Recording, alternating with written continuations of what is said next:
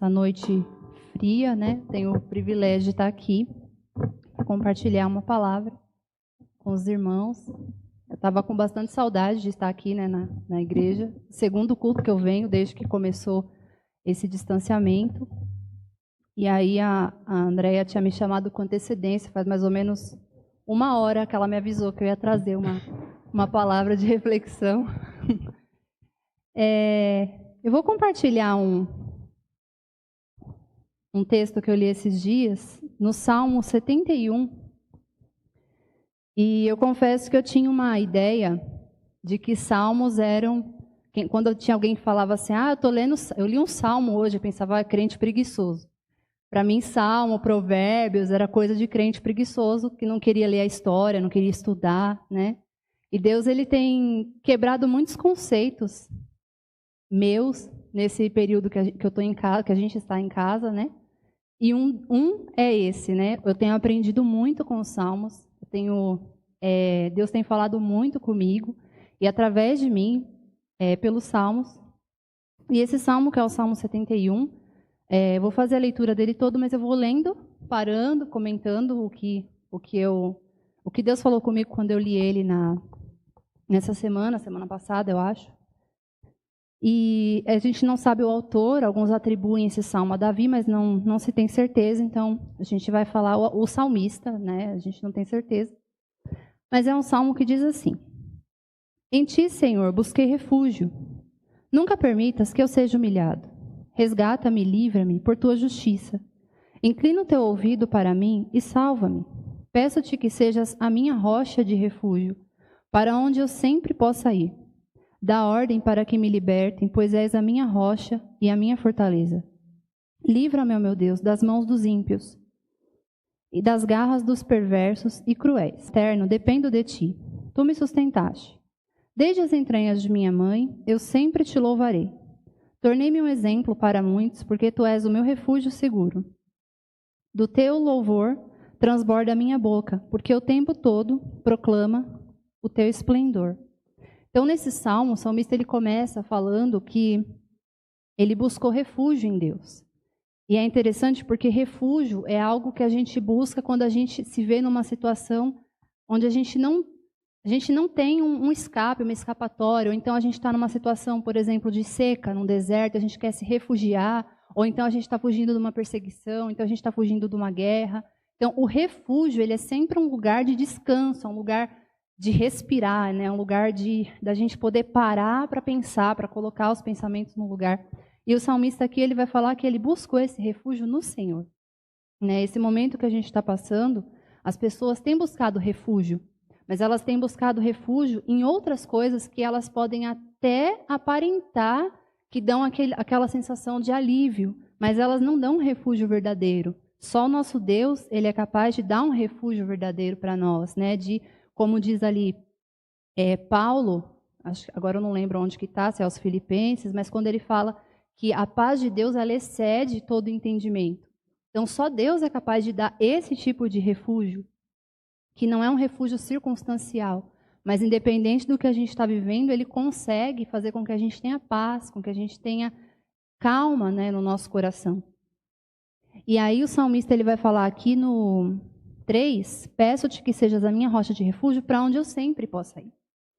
E Deus, ele é o nosso refúgio para onde a gente sempre pode ir. A gente às vezes se fecha. A gente às vezes escolhe não ir até ele. A gente às vezes pela fraqueza não vai até ele, não tem forças para ir até ele. Mas ele é o refúgio para onde a gente sempre pode ir.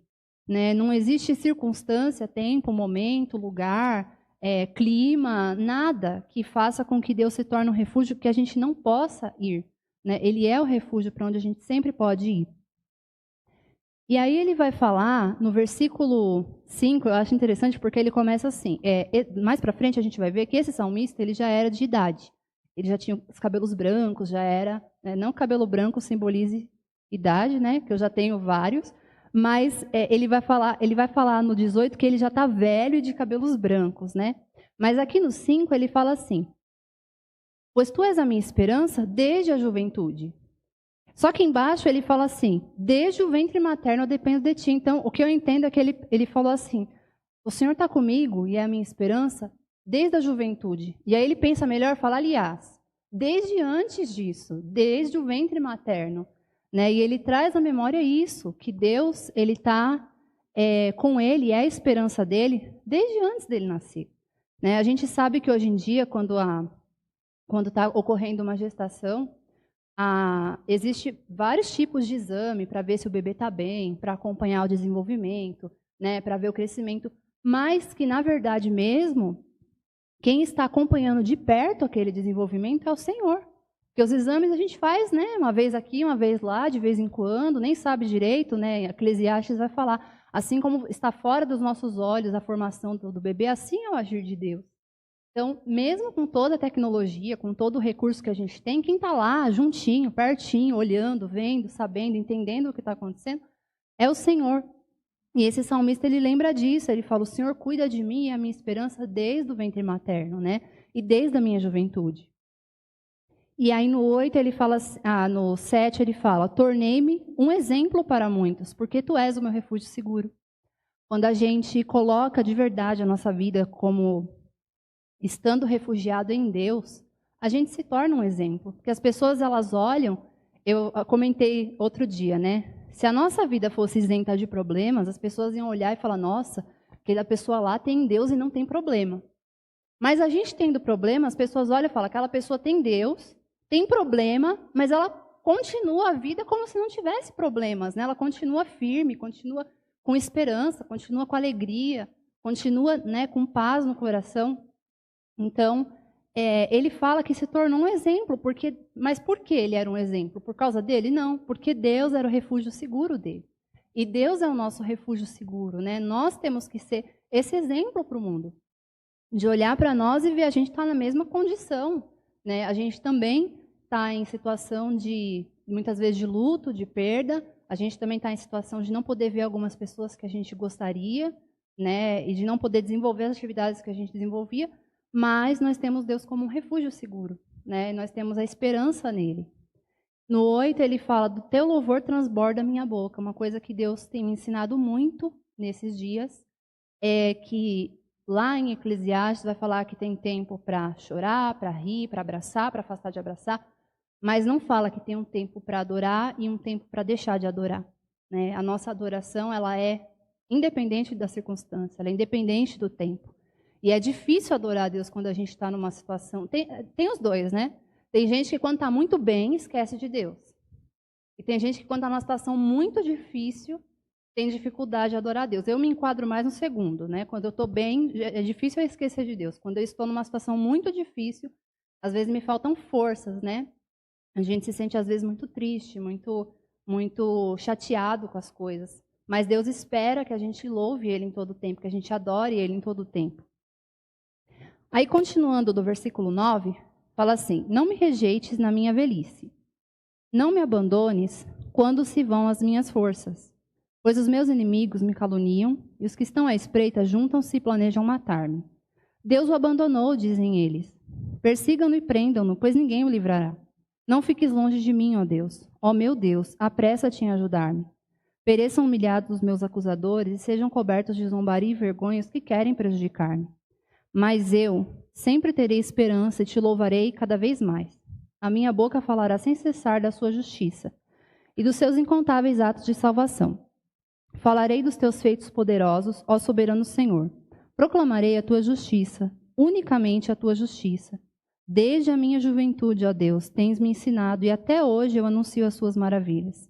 Agora, aqui que ele falou, agora que estou velho, de cabelos brancos, não me abandones, ó Deus, para que eu possa falar da tua força aos nossos filhos e do teu poder às futuras gerações. Nesse trecho aqui, ele vai, no caso dele, né, o problema dele era a perseguição dos inimigos. Ele fala que os inimigos olham e falam assim, Deus o abandonou, no 11. Então, às vezes, até a gente mesmo pode ter essa sensação de abandono de Deus, né? A gente pode não verbalizar, não falar, né? Vou falar igual o pastor Luciano Subirá. A gente tem coragem de falar essas coisas para Deus, mas às vezes passa na nossa mente uma ideia disso, né? Nossa, mas onde que está Deus agora, né? Será que Deus me abandonou? né? E às vezes as outras pessoas, elas podem olhar, assim como, agora eu vou, né, entrar um pouquinho na linha do Lucas, assim como os amigos de Jó, que olhavam e falavam, tem alguma coisa errada, né? Mas a gente sabe que Deus não nos abandona. O pastor hoje ele estava falando sobre conhecer as profecias, e eu estava lembrando sobre também conhecer a palavra, né? Na palavra de Deus está escrito que Ele não nos abandona. Então a gente pode confiar nisso, que Ele não nos abandona. E aí ele vai falar no 10, no 11, no 12, no 13, das pessoas estarem zombando dele, estarem caçoando dele, falando que Deus o abandonou. Mas no 14 ele fala assim, mas eu sempre terei esperança e louvarei cada vez mais. Eu acho muito bonito isso, porque ele vai falar de uma ordem crescente de louvor, de adoração. Ele está falando, olha, eu estou numa situação que eu não gostaria, mas a minha postura é que eu vou louvar mais. Né? Eu vou louvar mais ao Senhor, eu vou me aproximar mais dele. Aí no 19, estou olhando aqui o tempo, tá. Ele fala assim, tua justiça chega até as alturas, ó Deus. Tu que tens feito coisas grandiosas, quem se compara a ti, ó Deus? Tu que me fizeste passar muitas e duras tribulações, restaurará a minha vida, e das profundezas da terra, de novo me farás subir. Tu me farás mais honrado e mais uma vez me consolarás. Esse pedacinho, eu acho interessante olhar que ele fala no 20, tu, ele está falando de Deus, que me fazes passar, que me fizeste passar muitas e duras tribulações. A gente raramente associa que algumas tribulações que a gente passa, Deus nos faz passar. Algumas provas, alguns processos de crescimento, alguns desertos, né? Alguns momentos que a gente precisa enfrentar, dificilmente a gente relaciona que Deus está nos fazendo passar por aquilo. Lá em Mateus 4 vai falar que o Espírito levou Jesus ao deserto para ser tentado pelo diabo, né? Então, em alguns momentos a gente precisa passar. Só que o que ele fala? Tu restaurarás a minha vida, das profundezas da terra me farás subir, me farás mais honrado e mais uma vez me consolará. Então, mesmo quando a gente está nesses processos, Deus ele está conosco, primeiro, voltando lá na parte que Deus não nos abandona, e no fim ele nos consola, ele nos conforta, né? Ele mesmo é que vai, como diz lá em Oséias, né? Fez a ferida e ligará. Ele mesmo é que restaura. Até porque ninguém teria esse poder.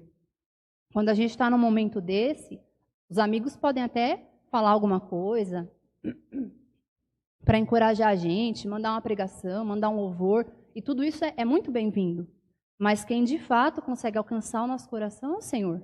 Né? As pessoas, as palavras das pessoas, um orar junto, né? Agora até isso está meio difícil. Mas um orar junto, um ir na casa, um conversar, ajudam. Mas quem vai restaurar o nosso coração num processo desse é o próprio Senhor, né? E a palavra dele garante isso, que ele mesmo nos consolará. E aí no 22, e eu te louvarei com a lira, por tua fidelidade ao meu Deus. Cantarei louvores a ti com a harpa, ó Santo de Israel. Os meus lábios gritarão de alegria quando eu cantar louvores a ti, pois tu me redimiste. Também a minha língua sempre falará dos teus atos de justiça, pois os que queriam prejudicar-me foram humilhados e ficaram frustrados. Então, como o problema desse salmista eram as pessoas que estavam tentando prejudicar, ele fecha o salmo falando da vitória que ele iria ver, né? Da vitória que ele iria desfrutar. Talvez o nosso problema hoje ele seja um problema diferente, ele seja um problema de desemprego, ele seja um problema na questão da saúde, ele seja um problema dentro de nós mesmos, né? Eu lembro que o pastor, agora eu não sei qual domingo, que ficaram parecidos os domingos, né? Com a sequência, com a série de mensagens. Mas em um deles falou que às vezes a gente tem adversários dentro da gente, né? Então os nossos medos, as nossas incertezas, as nossas fraquezas, nossas dúvidas. Mas independente dos nossos adversários serem internos ou externos, Deus nos dá a vitória sobre eles, né? Deus nos dá o livramento sobre eles. E aí ele termina falando que ele louvaria o Senhor, os lábios dele gritariam de alegria quando cantasse louvor ao Senhor. Então, mesmo em meio a toda essa situação que ele descreve que ele está vivendo, ele está olhando lá na frente, falando, não, mas quando eu alcançar, quando eu chegar, os meus lábios eles vão gritar, eles não vão nem falar, eles vão gritar louvando ao Senhor, né? Porque ele consegue perceber uma vitória muito superior a isso que ele está passando. Então, essa reflexão que eu queria trazer é que a gente possa olhar esse momento que a gente está vivendo, né? Mas ter a certeza de que a nossa vitória ela é muito superior. E que aquilo que a gente está passando agora, por pior que seja, por mais desafiador que seja, não se compara com aquilo que está por vir. E a gente sabe que lá no final está nosso Deus. O pastor também falou hoje na ministração, né? A igreja no final, ela é triunfante, é uma igreja gloriosa. E nós estamos incluídos, precisamos, como ele também falou, nos esforçar para estar incluídos nisso. Então, que a gente possa sempre lembrar disso, de louvar o Senhor, ainda que esteja difícil, como diz aqui o salmista, louvar cada vez mais, sempre olhando por cima, olhando depois, né? O que vem depois disso aqui? Então vai ter lá um momento para a gente se alegrar no Senhor. Amém?